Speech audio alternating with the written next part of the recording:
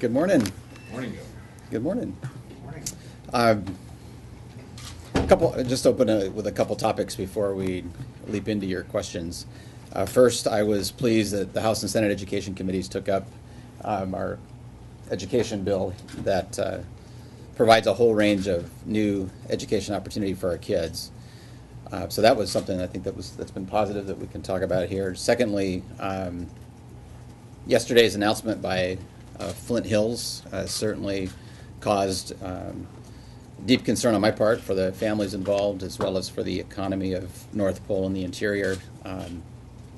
Yesterday when I spoke with the CEO of Flint Hills, he called to give me a heads up that this announcement was coming, and he spoke about how they had struggled to make the plant profitable over time, and he focused on market forces being the rationale for the decision they made. He mentioned as well the contamination issue and how that at this point seemed unresolvable, and just said it didn't make sense to operate the plant. So given that, they were making the decision to turn it into a terminal, and that's something that certainly causes concern for the economy of the area and also for the families of the area. I spoke with Mayor Bryce Ward this morning of North Pole, and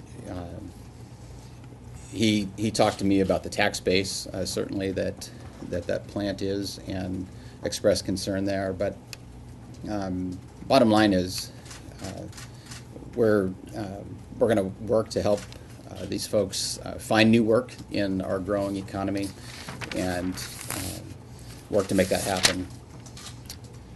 So education, Flint Hills, and then gas line. I was really pleased to see the legislature taking gas line discussions seriously, because it's a good time in Alaska when we've got the alignment of these parties on the Alaska LNG project in Nikiski, and I look forward to legislators taking up our gas line legislation soon. That they've been reviewing the guidance documents and getting briefings on those, but next they turn to the legislation, and I appreciate them doing that. So let me just open it up to questions, and you guys all take it from there. So, Becky? Becky Bullock, the Associated Press. Governor, on the education, since your last year you dropped your education bill, and there's been a lot of discussion about the BSA. I guess, how are you going to gauge what is an adequate amount when neither the legislature nor you, as far as I know, has defined specifically what constitutes adequate funding? Mm-hmm. Is it adequate funding to avoid layoffs, to get 90% graduation by 2020? So I guess I'm wondering how that's going to guide your decision making when you're looking at what number that should be, and how do we have an intellectually honest discussion about holding districts accountable when we haven't pinpointed what adequate funding is? I think parents want to know that their kids have educational opportunity and that they are a part of that process. And so the bill that I put forward has each of these elements: more career and technical training opportunity, more charter school opportunities, more residential school opportunities. It's got certainly an increase to the BSA, an increase to school funding, more opportunities to test out and receive credit toward graduation. It's got a number of elements here that I think constitute new opportunity for our kids, including new funding. And as I said in my State of the State, this is an invitation to a discussion that really has not been had for years. And we have seen the starts of that here. I think we've discussed, and legislators have discussed, and the public have begun discussing education issues to a greater degree than we have seen for years. I think that's good. I think that it is time for that discussion to be had. But I've also talked about both sides climbing out of their trenches, as I did with this proposal. I put forward about $36 million more into the classroom from the current year, and said, let's start a discussion here. And Becky, let me just switch the graph. Here's when you talk about only funding. Here's what you got. You've got, so you can see it there behind the podium. You got one check mark. This is the discussion so far from most legislators who are talking about increased funding. I want to see them also have the discussion. I mean, are they going to join me in more career and technical training opportunity? Are they going to join me in more charter school opportunity? Are they going to join me in more residential school opportunities? This is, that's where the discussion is right now, is on that increased funding. I want to see it take place on all these check marks, on all these new opportunities for our kids. So that's what I'm encouraging in the building. But how do you gauge the adequacy of the number? I mean, you had the reasons for your number. Senator Gardner has reasons for the number she introduced. Districts are saying what they need. So I guess, what are you going to use to gauge what is a good, comfortable number? I'm going to use how we're creating new opportunities for our kids. The state's role is not to make up for every federal budget cut in education. The state's role is to provide that constitutional public school system and do it to the best of our ability. I think adding more educational opportunity and adding funding accomplishes that end. Rich? Thanks. Yeah, you had your hand up earlier. Yeah, thanks. Rich, I still remember my question. Good. Rich Maurer, Anchorage Daily News. Way back when, like a year ago, the Senate said that the school choice amendment, voucher amendment, is not an education issue, it's a legal issue. They may be changing their tune a little bit. I just wondered, what do you think? Do you think that SJR 9, House JR 1, is that an education issue as well as a legal issue, or is it strictly a legal issue? No, to me it's both. SJR 9 asks the people to decide whether to change law, hence legal. It then will become, further discussion on exactly what that looks like, and people will be voting on that in terms of education policy. They're interconnected to me. So should there be discussion now on the effects of that amendment in terms of to the schools, or should that be part of the discussion? Well, yes, understanding that some of that discussion is speculative until a final bill is there following the process. Yeah, but I think every avenue. I don't think you can make assertions in either direction about how much something like that will cost, or how. I mean, you can raise hypotheticals, is what I'm saying. But until you have a piece of legislation on the other side of that, the second piece of legislation, it's more difficult, certainly. And I think that's what Senate Bill 100 is attempting to do, at least put some kind of program before people. Maybe. That's my understanding too of what Senator Dunleavy is trying to do. Thank you. Yeah, Adam. Governor, on the Flint Hills issue, do you agree with the notion that maybe the regulatory climate was too tough on Flint Hills, especially when it comes to cleanup? Business decisions like that, and based upon what I heard from the CEO yesterday, business decisions like that are an accumulation of factors. And certainly the liability exposure that Flint Hills faced on that issue, played a role.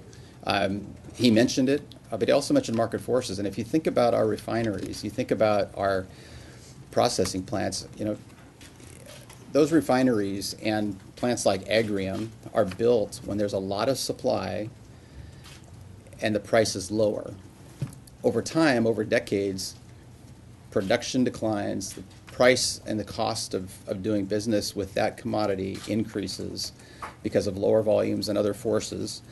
And Agrium was in the same position of high cost on that end and low production at the time. And over time, Flint Hills has been cutting back its production, cutting back its towers of production. So it's an accumulation of the economic costs of doing business, and to I think to put one reason out there as being the reason is not being accurate or truthful based upon what I heard from the company. But again, those are decisions that they made that have real live impacts, and I'm now focused on making jobs available, job opportunities available to the people there who are impacted. So they didn't come to us and say, if you'll do this, we won't close down. I mean, they made a business decision and we're having to live with the consequences. So, Bob? Thank you, Governor Bob Cox for Legislative Digest and Laws for the Sea. Back on HB 77, please. When can the legislature expect your proposed amendments to that bill? And do you think that granting an in-stream flow right to any party is a property right? So on the first question, I suspect, my hope is within the next 2 weeks or so. On the second question, I'm not going to render a legal opinion from here. Are you having that researched at all? I have not asked for that, but that's a part of the internal discussion. So, yeah. Greg Erickson with the Alaska Budget Report. Alaska Energy Authority briefed the House Energy Committee today on the Watana-Susitna project. Mm-hmm. They indicated that they believe their property access, their right-of-way access decisions or problems are going to be resolved here in the next month, and that they'll get their budget at that time. Are you planning to put the entire request back in your budget through an amendment, or what's your plan on Susitna-Watana? So my plan is to make sure that substantial progress or completion of those land access agreements has been made, and that once we're to that point, I can make a determination of what is necessary to ask the legislature for. Until that time, I don't have a basis to go ask legislators for more money. Well, is there any reason that you would not accept their, assuming that they get their land access all resolved, is there any reason you wouldn't give them what they asked for, $100 million? Absolutely, there's a reason I wouldn't give them all they asked for.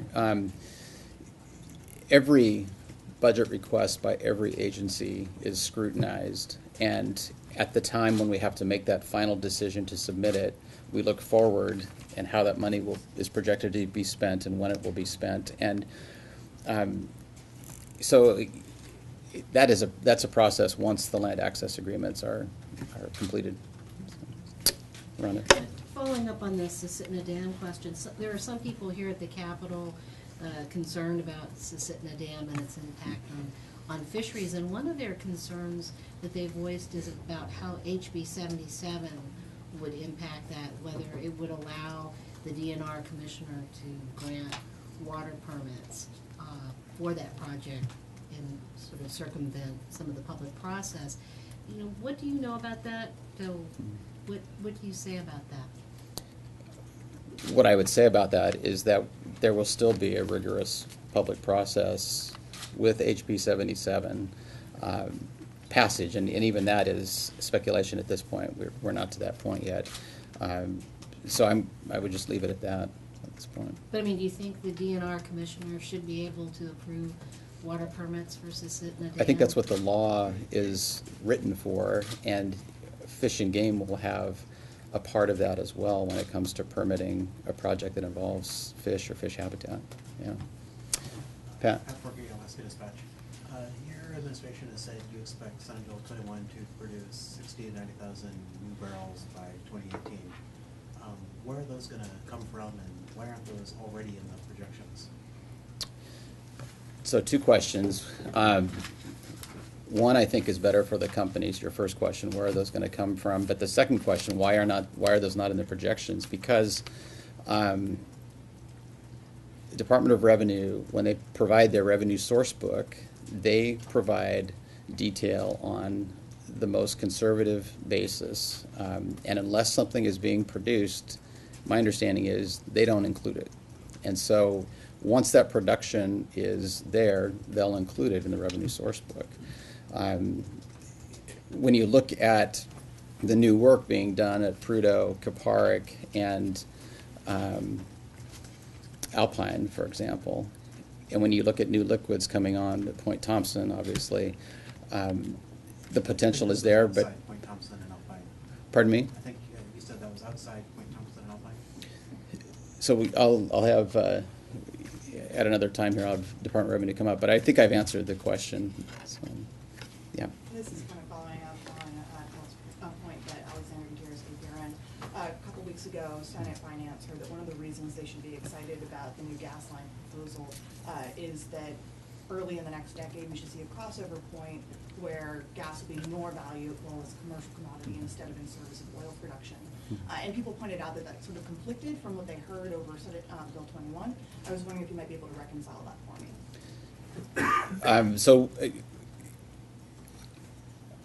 I've already heard Deputy Commissioner Pulaski's point. I was wondering if I might be able to hear it from you. So what is it that you heard from Deputy Commissioner Pulaski? He said that hopefully we should be seeing production from different parts of the unit, but Thank you. I would like, could you elaborate on that any more? Well, sure. For years, for instance, at Prudhoe and Caparg, they've been harvesting the lighter oil.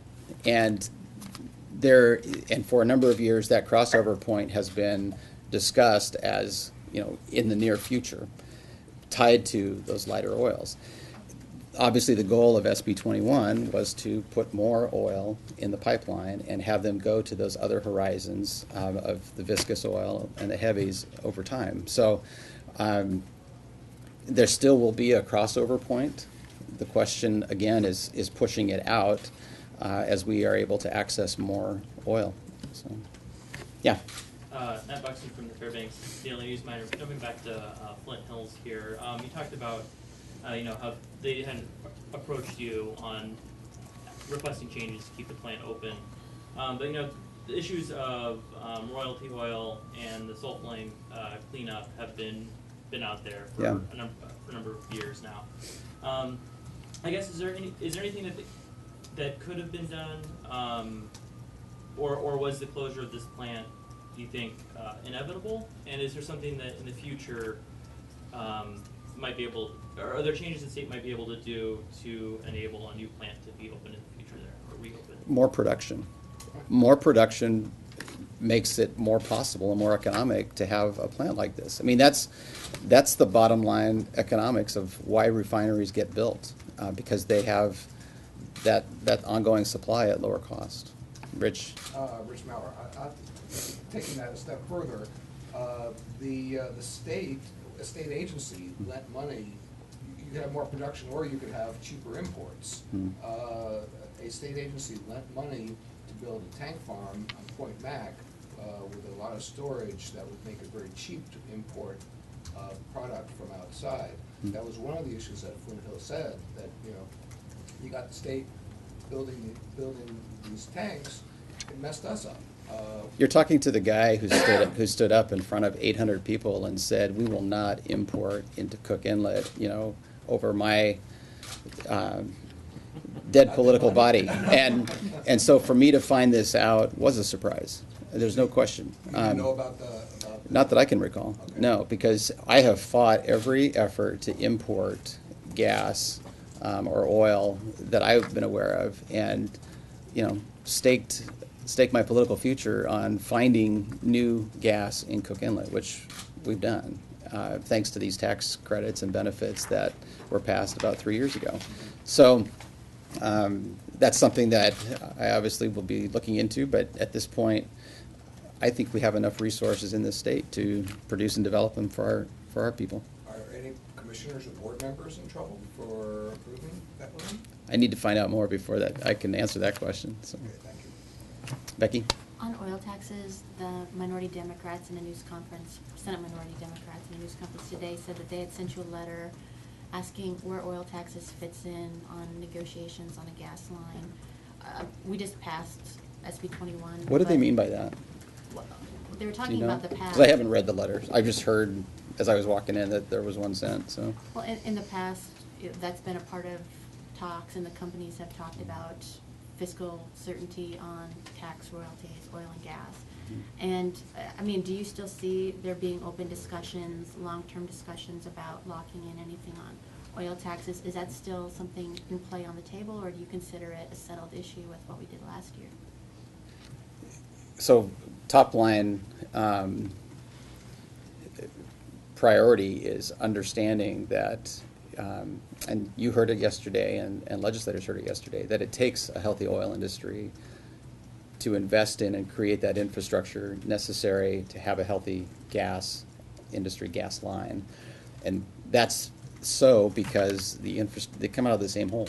And companies need to be investing in that well work to bring out both oil and gas. If you don't have a healthy oil industry at Prudhoe or a healthy oil industry on the North Slope, we don't have a gas line. So that's what SB 21 was designed to bring about, was turning around that guaranteed decline and creating that investment magnet, which has already attracted billions of new dollars and new jobs for Alaskans. When it comes to the relationship between oil taxes and the gas line legislation that's on the table, my understanding is that we are focused on changing the gas tax from a net variable tax to a gross type tax. I've not heard any further discussion about oil taxation, but that's something that I would also leave to the commissioner. If there's any more that I'm not, okay. Commissioner Rodell's shaking your head, so that's my understanding. Greg. Greg Erickson with the Alaska Budget Report. On that issue, if the gas pipeline LNG facility gets developed as your proposal contemplates, as your memorandum of understanding or pathway or whatever it's called, do you contemplate that the people of Alaska would be permitted by initiative to change gas taxes later on? That is certainly not something I've given thought to, and I'd have to give some thought to that before I responded. So certainly, whatever the law is at the time is available, but at this point, that's a long ways away from being determined. So. We have to go online. Okay, go ahead. We're going to go online now. Operator, could you take us off lecture mode, please? Thank you. If you'd like to ask a question, please press star 1.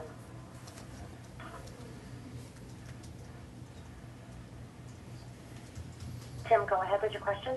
Hi, this is Tim Bradner with the Journal of Commerce. Governor, Flint Hills, in their press release yesterday, they cited liability concerns with Williams companies and also the state of Alaska. That the insinuation was that the state of Alaska was holding them hostage on the liability issue. Do you know anything about this? Was the state pressing Flint Hills on liability issues, or what's behind that?